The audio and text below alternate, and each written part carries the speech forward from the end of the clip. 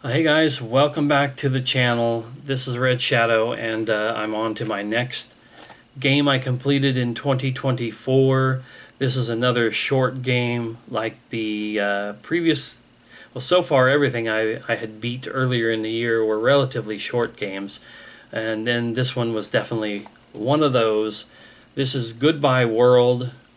This is a game that was advertised or announced, revealed, whatever you want to call it, in like one of your State of Plays or Nintendo Directs, a show like that. I don't think it was a Summer Game Fest, Game Awards type thing, but it was on something, and I thought, well, that's pretty cool.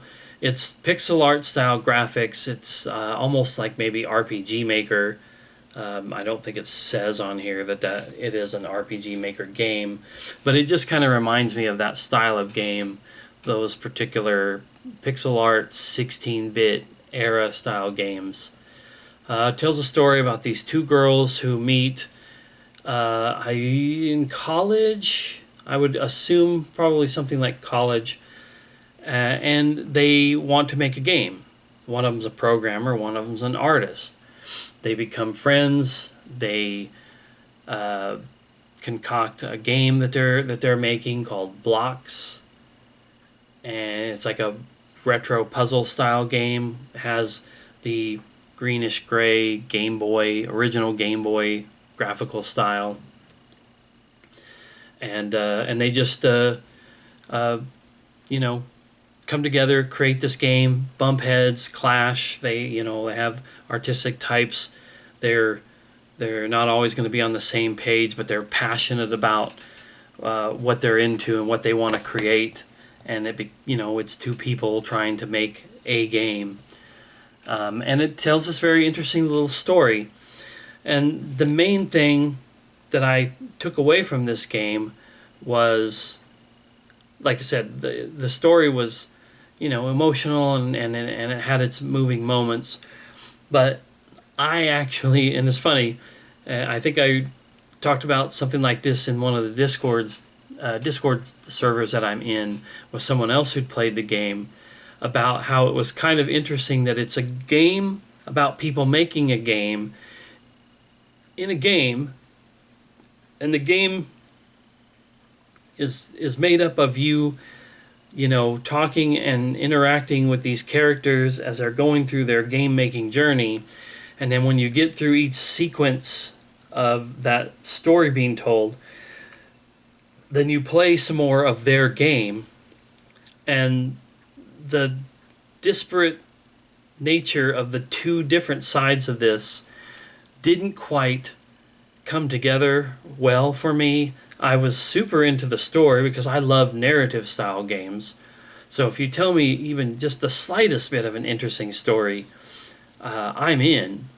But then when you give me gameplay like this game does, this little block, like you're a little character and it's jumping and platforming, and you can move these blocks and put these blocks in certain places in order to navigate through the little levels. But sometimes it gets kind of difficult. And man, I'm one of these guys I've used cheat codes, I've used Game Sharks, I've used guides, I've done all this kind of stuff. But in this game, I know you either get the opportunity right away to skip over those parts, or you get sort of like a couple of lives, and then you can skip if you use your lives up. And it pissed me off so much when I couldn't get through these little levels in between. I felt like this is one of the few times I can remember where I actually said, you have to beat this, you have to do the thing.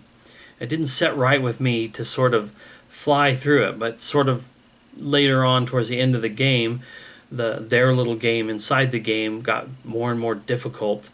And so I just kind of powdered out a few times and just said, all right, get me through this. But it rustled my jimmies, I'm telling you, to have to do that. So in the end, it was sort of I'm enjoying the story and I want to see what's going on with these two people, but I don't really care much for their little game.